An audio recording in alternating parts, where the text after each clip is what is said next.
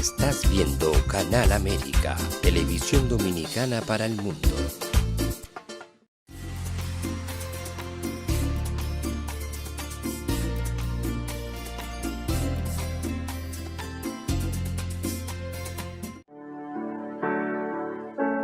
Sometimes life can be so damn hard. You don't know where to go. Everything keeps falling apart. Yeah.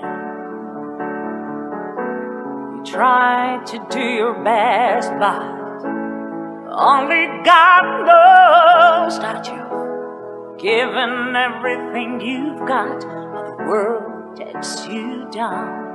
You just keep moving on. Let your fears. Welcome to A Time for Truth show.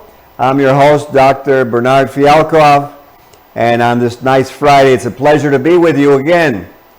Today we have an excellent show that I know you're going to be very interested in. It's a little difficult to look at and confront because when I saw the movie One Flew Over the Cuckoo's Nest, I thought that was something from the 50s and the 60s, and that it wasn't ongoing in today's world, that electric shock wasn't something that was being done. But to my dismay, I see that some of that is actually being done in different areas of the country, actually in major hospitals. So today's show, we're going to look into that with the Citizens Commission on Human Rights. And we have a special guest today, Reverend Fred Shaw, engineer. If you can put his pictures up on the screen, and I will introduce Reverend Shaw and his background. So here we go. So there you see Reverend Shaw on the screen. He's the big guy. He is from Compton, California, and a fierce advocate for children and adults in civic and human rights. He stresses education, which is really on the point, and the reduction of poverty and drug addiction. Again, on the point, because when people have jobs, they have less stress. He's Director of Public Affairs and spokesperson for the Citizens Commission on Human Rights International, CCHR, a more than 50-year mental health industry watchdog that we'll be discussing today. He's also the Executive Director and President of the NAACP Inglewood South Bay Branch, California, and past President of the Compton Branch. He's ordained in religious science at Pepperdine University in 1975 and was a Los Angeles County Sheriff Deputy, organizing and implementing the Sheriff's Youth Athletic League, co-founder and president of the World Literacy Crusade, an international organization with the purpose of educating, and in the inner cities especially. He co-founded the Basic Life Institute, serving at-risk youth, and he, in South Africa in 1997, attended the Truth and Reconciliation Commission. He's quite a diverse man. He has fought psychiatric and psychological racism that was found in apartheid. And basically, in November 2016, he led a march in South Africa against African children being subjected to dangerous psychotropic drugs. He's quite a man. He's been involved with legislatures in implementing legislation against psychotropic drugs and human rights abuses, and he was appointed in California as a state chair of the Children's Task Force. He coordinated, as I said, with congressional members to get the Child Medication Safety Act passed. And the Los Angeles Board of Supervisors awarded him for his work with foster care children, and he was recipient of the Men Who Care Award along with actor Jamie Foxx for his leadership skills and persistence to eliminate the drugging of children. And you know, we could go on and on and on and on. His CV is so diverse. And engineer, if you can bring up on the screen a picture of Dr. Shaw, I would like to introduce him to our audience, and if you put him up on the screen alongside with me, and I will introduce and welcome Reverend Shaw to our group. So engineer, there we go. Thank you so much. Reverend Shaw, welcome to A Time for Truth again. And thank you for having me as a guest on A Time for Truth, and hopefully we can bring the truth to the people out there in your audience so that they can protect themselves and their families. Absolutely. Well, you know what? What I wanted to start out with is if you could give a brief description of the Citizens Commission on Human Rights. The Citizens Commission on Human Rights is a mental health watchdog group that exposes psychiatric abuses. We are actually a human rights organization, and we protect folks who can't protect themselves. We investigate and we get into what is happening for the benefit of society. Very interesting. You know, when I saw some of what in the video that we'll be playing for our audience today, I was actually aghast because, as I said at the beginning, I thought that psychiatric electric shock had ended back in the 60s, and most of my friends and peers and friends, when we speak about this, didn't realize it, and they're shocked as well as I am. So tell us a little bit about that. Is that actually true, and what is going on? You know, it's amazing that you said that, because last week I was speaking at the Baptist Ministers Conference, and a psychologist that was there, he actually stated that electroshock had been banned. And so I had to update him that not only has it not been banned, we have the documentation to show and explain what's going on with it. And it is not only done in Los Angeles County and in California, it is done all over the nation and the world. Engineer, put the video on that Reverend Shaw gave to me. Every 30 seconds, someone is involuntarily committed to a psychiatric institution. Every year, 1 million people are electroshocked.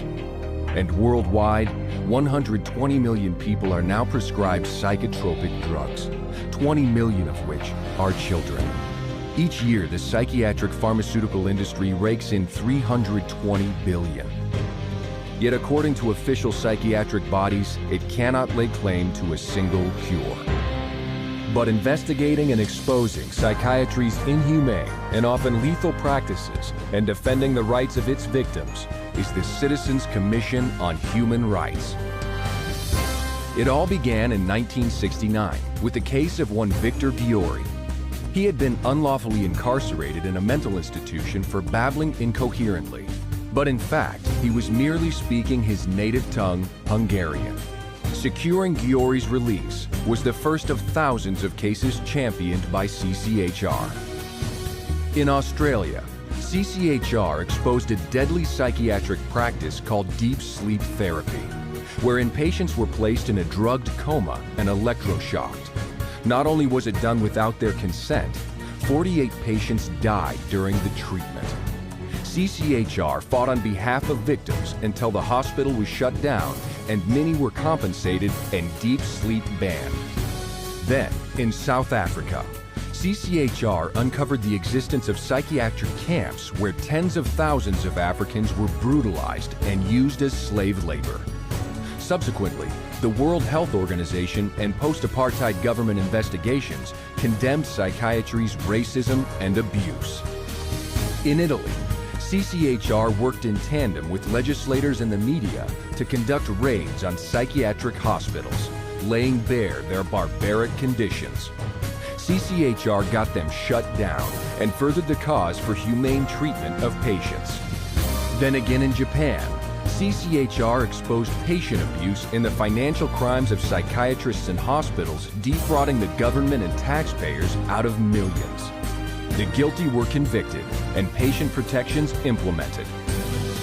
While in the United States, CCHR uncovered a $1 billion fraud in the nation's largest chain of for-profit mental health facilities. Dozens of prosecutions ensued, with millions of dollars in fines imposed, and the entire chain of corrupt hospitals was closed. CCHR not only exposes and ensures thousands of abusive psychiatric facilities are shut down, but also that patient rights are restored. While for the thousands of psychiatrists who have committed crimes, CCHR has ensured that they have been prosecuted, fined, or had their licenses revoked. To bring an end to psychiatric human rights abuse once and for all, CCHR works with lawmakers, like-minded groups, doctors, and others to bring about protections for patients and to clean up the field of mental health. Such as in Europe, where the European Medicines Agencies slapped antidepressants with suicide warning labels for children and youths. South Africa, where their government has warned elderly citizens considering taking antipsychotics about the risk of stroke and heart attack. And the United States and Mexico, where thanks to CCHR's efforts in promoting the Child Medication Safety Act, parents can no longer be coerced to give their children psychotropic drugs as a requirement for them to stay in school. All told, it's better than 150 laws and more than twice that many official drug warnings, forever safeguarding the public from the dangers of the psychiatric industry. Today, CCHR has over 250 chapters in 30 countries across the world. Its international headquarters in Los Angeles, California, serves as a public information clearinghouse, documenting psychiatry's invasive and harmful practices, and publishing its findings in some 17 languages. More than 12 million copies of their publications have been distributed to healthcare professionals, government officials, educators, and business leaders around the world. CCHR's headquarters is also the site of the world-renowned museum, Psychiatry, an Industry of Death. Centered around 14 documentary films, the exhibition presents the history of psychiatry, from its origins and practice of putting the mentally ill in cages, to the present-day mass drugging of society as the cure for invented mental disorders. This state-of-the-art exhibit has attracted tens of thousands of visitors from all over the world. CCHR further sponsors a fleet of Industry of Death traveling exhibits, visiting scores of cities worldwide. These have revealed the truth about psychiatric abuse to hundreds of thousands more. From New York to Brussels, Prague and Berlin, and from Moscow to Melbourne and Tokyo. While to reach still more with the truth, CCHR has produced a series of award-winning documentaries exposing the abuse and deceit behind psychiatry's pseudo-scientific facade. CCHR also provides an educator's kit that includes a guide with which to hold seminars based around the documentary Marketing of Madness. It also contains sets of the psychotropic drug series booklets, The Facts About the Effects, which outline common side effects of psychotropic drugs, as well as available treatment alternatives. All told, CCHR documentaries and public service announcements have appeared in print, on the airwaves, and across the internet, informing millions with the facts about psychiatry and psychotropic drugs. Wherever human rights are abused by mental health treatment, CCHR is there, blowing the whistle on psychiatric crime, establishing protections for those in distress, and educating the public on the truth behind and alternatives to the unworkable and dangerous practices of psychiatry. Thousands from every faith and walk of life have joined CCHR to defend human rights against psychiatric abuse. It is a fight that will continue until psychiatry's abusive and coercive practices cease, and human rights and dignity are returned to all.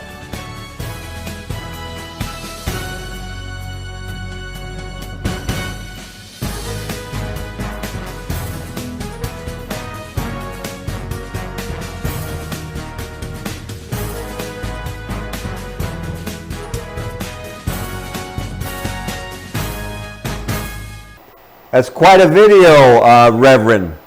That's quite an amazing group you're part of.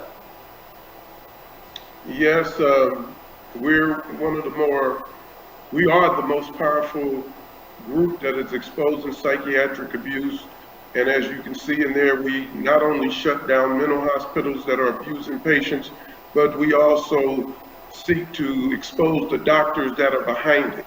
And so we have a lot of work, and we are doing this worldwide. So, you know, it keeps us busy, but we're doing this to defend the rights of our children and our citizens. I see. It's an amazing video. You know, before there was a little bit of lag in the, unfortunately, the connection with the internet, and you were speaking about the electric shock, and I had mentioned that I was aghast because I thought that was something of 1950, 1960. So if you could just take a moment and reiterate. So this electric shock is actually ongoing, and you said about a psychologist who said it was banned, and at that point we lost you. You know, it's interesting. Yeah, I mentioned that the psychologist had kind of challenged me on it at one of the clergy meetings, and I had to explain to him that this is not only being done locally, but it's been done across the nation, and it's across the world. But it's not uncommon for people to believe that it's been banned. In fact, we held a protest march in Atlanta against electroshock, and some of the psychologists joined the march because they didn't realize that it was being done. It's hard for me to understand how they would not know that in that field, but we showed them the booklets in their own pack that they were holding the conference and on electroshock, and many of them was unaware.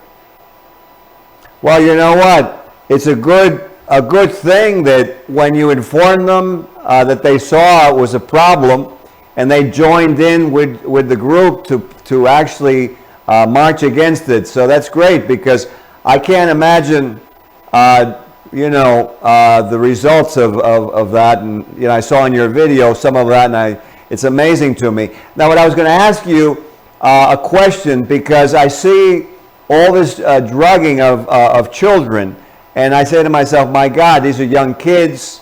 They're active. That's normal. They're running around. If they were like me, I'm sure you were, you know, you get into trouble because that's what you do when you're a kid. But so this drugging is actually occurring in the country? Not only is it occurring, but at this point, 6.7 million children on psychiatric drugs in America. So let's say that is the size of the Los Angeles Coliseum, which holds 100,000 people. You fill it up with children 67 times. And that's what we're looking at as far as drugging in this country. My Lord. The good news is, since the CHR has been fighting this issue, in the last several years, we've reduced the amount of children on psychiatric drugs by about 200,000. Very nice. Very, very nice. And, you know, I also see on the video, it was talking about involuntary commitment, which is something that I think could be a little dangerous when I think in history to some of the other times that people were involuntarily taken. So explain a little bit to our viewers about this. Well, you know, it's funny, but the law allows you to take a person into custody that is a threat to themselves or others. However, this is being abused. We're seeing it in the news, and how people using it as form of punishment and things like that. People should still have rights. And even when you put me in a mental hospital, I should be able to designate somebody to be responsible for my care and make decisions for me. We're getting electroshock in this country because a psychiatrist decides, goes to a court, who then orders a person to be electroshocked. This is a violation of human and civil rights. And so what we have to do is revamp this whole system so that it is fair to the patients, because in these mental hospitals, patients are being abused, children are being killed. We had the nation in an uproar about George Floyd being killed, but at the same time, children were being killed in mental institutions, being choked out, unable to breathe, saying they could not breathe. And we see nothing about it unless CCHR brings it up. It's really an injustice because, you know, really anyone who is unreasonably killed is wrong. But to me, I don't understand how in our health field, under the guise of healthcare, that this is actually going on. What is going on as you're exposing it in terms of legislation? Is there any legislation coming out that is doing what this banning or controlling and regulating? Well, we're sending letters across the nation to our politicians exposing what is going on. I'm constantly trying to set up meetings with our local officials and our governor and different people like that. But the problem is that there is such a campaign that is so well funded that you can't turn on the TV and watch a program without seeing a psychiatric drug commercial. And now they're so bad that they're actually doing commercials telling people that the tics and involuntary movement of the muscles and things like that is normal when you're on these drugs. Well, but it's not normal.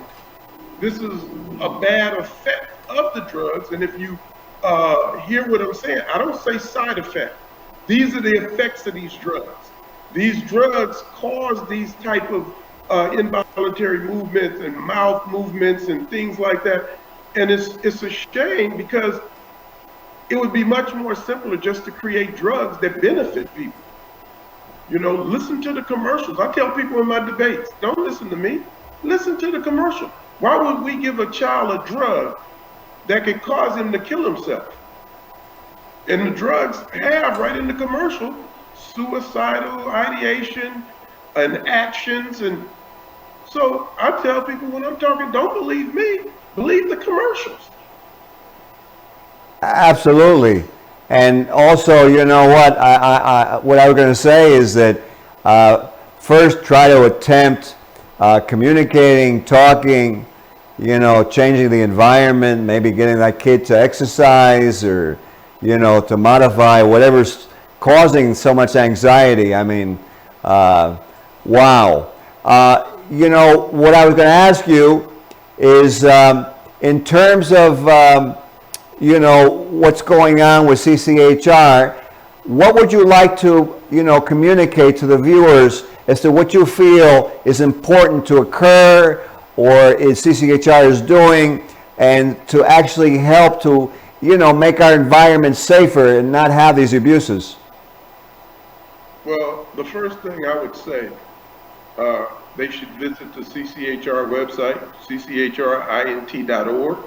because there is a wealth of information that provides the education that parents need to be able to protect their children. And it is a lot of information from drug databases to tours of our museum in 3D. So they need to educate themselves first. Secondly, when a child is given a diagnosis, let's take the child to a medical doctor to find out if there's some underlying cause. You know, a brain tumor can mirror and can be occurring when we think that a person is having mental health problems. A thyroid can cause or mirror mental health problems. Dehydration, something as simple as that. If we remember as a kid in the old Westerns and stuff, you saw when a person got dehydrated, they would hallucinate and do things. We got to make sure that the child is not suffering from vitamin deficiencies and things like that. There's a whole checklist of things that we can do to protect children before we ever take them to a psychiatrist. Absolutely. Well, you know what, Reverend Shaw, this is quite revelatory. I'm sure the viewers are very surprised about what we've covered in the show today. And I'm sure that we're going to have more in the future. We only have about 30 seconds left in the show. Is there anything you want to say as a concluding remark? Yes, I just want to repeat, they can go to cchrint.org and get all of the information they need. They can find out a lot of my opinions and the things I'm fighting for. They just go to cchrtaskforce.org. And if they want to talk to me personally, fshawjr@yahoo.com. Excellent. Well, I want to thank you for being on the show.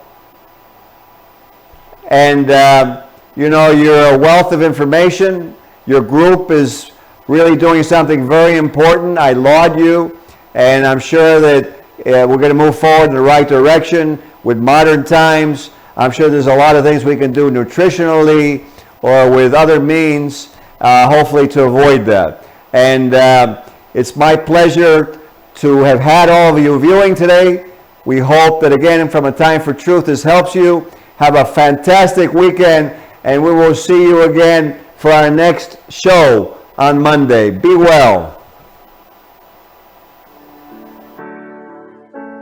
Sometimes life can be so damn hard. You don't know where to go.